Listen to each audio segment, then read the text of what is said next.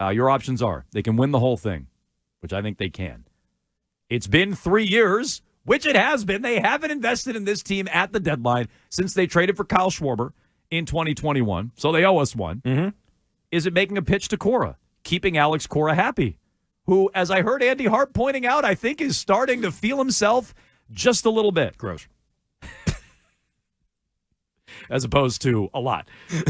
Meanwhile, you can also say you want to evaluate Craig Breslo at the trade deadline. Let Breslo cook. We don't even know what he's capable of. What kind of trades can he make? We've never seen him make a move. So how did you vote, Arcam? What's the biggest/best reason to invest in the Red Sox? Because it now sounds like what I'm being led to believe they're going to invest. Yes. Why? I said because it's been 3 years. That's the main thing for me. I don't think that they can win it all. I don't think that they're that caliber of a team, even with a big move that gets made. It's hard to win the whole thing. I mean, anybody can get hot, but I don't consider them that way. I look at it as they're a team that's on the rise. They're a team that can go on a deep run, and I think that's important in and of itself. This team going on a deep run is almost as important to me as this team being able to win it all. Like you have been building up this farm system for so long, and you've had 5 years of high and bloom now and 3 years since you've really made any trades. And let's be honest, Robles, that big fudge guy, and Schwarber were not exactly big blockbuster move. You know, you weren't putting your top prospects together and getting a young, cost-controlled starting pitcher. Like, you got a banged-up DH, you got a couple of relievers that no one else really knew about, and that was the last time you invested in anything.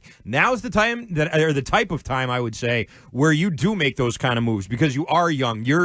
I've been hearing this for basically the entire weekend, ever since the futures game and then the draft last night. Everybody's been saying at the national level how stacked your farm system is, how it's loaded with talent. Now is when you start really making that investment. And when we say make an investment, the best reason to invest, when we say that, we mean prospects, trading your prospects, trading even maybe some of your bigger name prospects, even the top ones. I think it's okay to start thinking that way. I know that it's important to bring up young, cost-controlled talent. That's fine.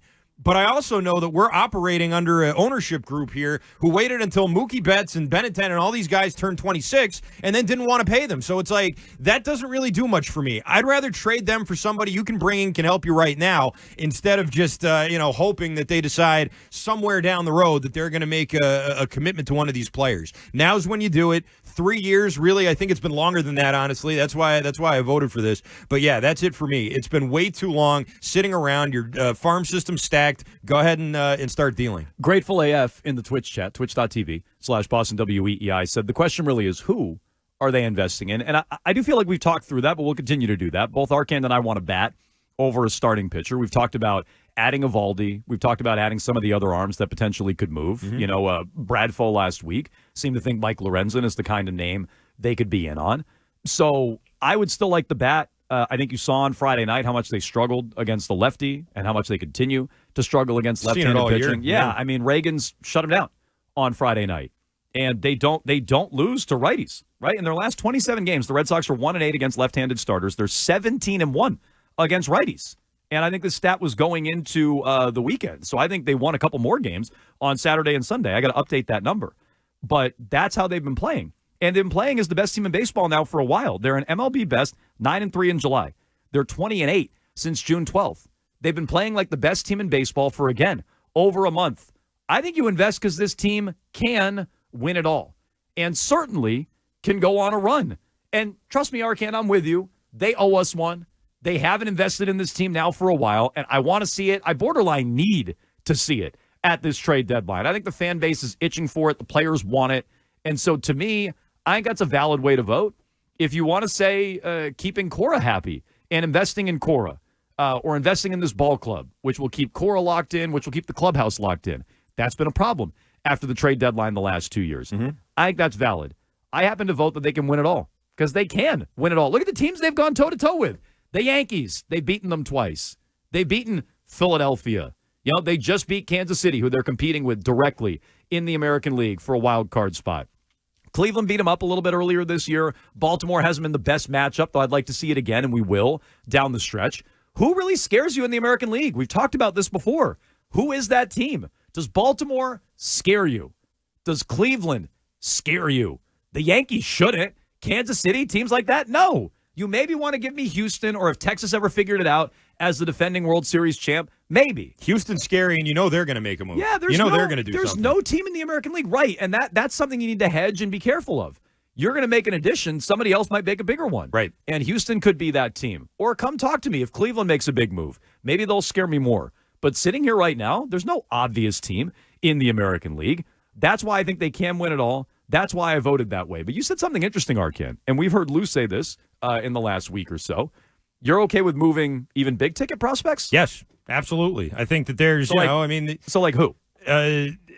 I haven't watched enough of Teal, Anthony, and Meyer to say whether I think, but this you're guy talking or about that like guy. one of those three. I'm talking about that tier of prospect, yes. And I don't think it's that crazy to even begin to breach these subjects because let's be honest here. It's very unlikely that all three of them are going to be superstars. And that's just something you say about even if they're very good prospects. It's hard to imagine that you're going to get that kind of production out of any three prospects in any system ever in the history of baseball. It's just very unlikely. It's very rare. And now you may end up trading the wrong one and you regret it, but like we've talked about now for I don't know how many weeks. Rarely happens. Jeff Bagwell. Okay, we all remember Jeff Bagwell, and most of us actually even don't. So, I don't remember Jeff Bagwell when he was a prospect here. Anthony Rizzo's one that we've gotten in the last week. Rizzo, sure. That was a decade plus ago. Yeah, and that's two that I can think of in the last 30 years. So, really, you don't have a lot of examples of when that's really, really come back to bite you. What could happen is Breslo trades one of those guys, ends up bringing a guy in who's not as good as we thought or gets hurt or something, and then that prospect goes on and has like a nice little career, which I think, personally, I don't know if everyone else agrees with this, I could forgive that. I could forgive that if it seems like you're trying, if it seems like you're investing, if you wanted to make a big move, obviously you want it to land. But if they're getting back into that mode, I can forgive that. It shows that they're engaged and it shows that they're trying. That's just, the bar's so low right now, a baby could crawl over it, honestly, if we're talking about what it would take to get me back involved in caring about this team or wanting ownership to care about this team the way they used to. It's a very, very low bar. But that would, at the very least, show me that they care about it and that they're taking it seriously. And if any of those guys can bring in a cost-controlled starting pitch, you don't have any pitchers in your system. You have a very big system, but you only have a couple of pitchers in it. If you can bring in somebody who's going to be cost-controlled for a while and you don't have to worry about that, I think you do it. You have a lot of position players. You have a lot of position players in the farm system. They just drafted another one last night. Yeah. 12th overall. They supposedly got a steal. And we saw him scooting around on that. So in theory, that should make broken ankle. That should make it easier to move a position player, right? You just added another one Absolutely. in the first round, a guy who I saw going as high as the top 5, 4th overall, and he fell to you at 12. And not to say you remake your whole farm system because of it, but okay, you added another potential impact position player. That should make one easier to move at the trade deadline, shouldn't it?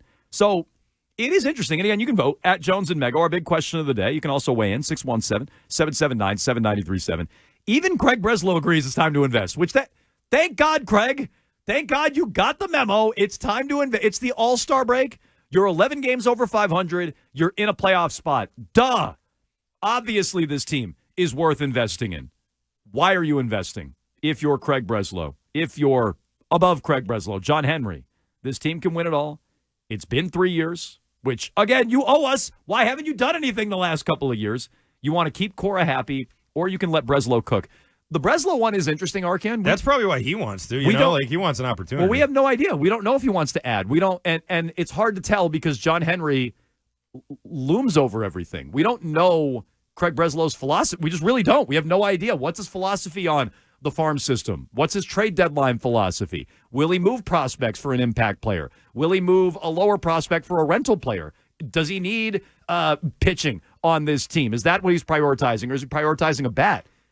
We don't know a lot about Craig Breslo, and we can find out an awful lot in the next 2 weeks. That's lower for me, but what if he comes out of left field, Arkan, and now he's trading one of the prospects you're talking about? That would change our perception of him and this organization quite a bit. Yeah, it would. And I think that if you really believe this is a team worth investing in, look at what the Celtics did. And I know it's weird to sort of point to them now that the ownership group is crumbling and the guy Wick selling the team and everything. Yeah. But just look at the way that they sort of handled that. They thought this is worth investing in, and they did it. They didn't talk about it. They re-signed all their guys. They traded all of their draft picks. They said, bleep the future. We're doing this right now. We're going to get this team going, and we're going to get everything in line. And in baseball, you can't do it exactly like that, obviously, because you have all the farm system, AAA, AA, everything, all the way down to the single-A teams and the Cape League and all that. So you have to have players there. You have to have bodies. It's not quite the same as foregoing all your draft picks in the NBA. But if that's what you want to do, that's what your prospects are there for. That's what the farm system is all about. If you think that you have enough young talent on your team, and I kind of think they do. I think they have very strong talent on this team, under 30 years old, in some cases under 25 years old, where I look at some of these prospects and think, it's going to be a while before you even make it up here. You might not, your prime may come and go while this other guy's up here contributing at the major league level. We don't know that. That's one of the things that happens oftentimes with crappy teams that have big farm systems because they trade all their stars for prospects. It's the opposite of what the Red Sox should be doing. So that's sort of what I look at. Yeah, I think if he comes out of left field and moves on from one of these prospects, which, by the way, aren't his. I mean, I don't know if he has that same kind of attachment. He knows the team likes him, but it's Craig Breslo. It's his show now. These aren't my guys.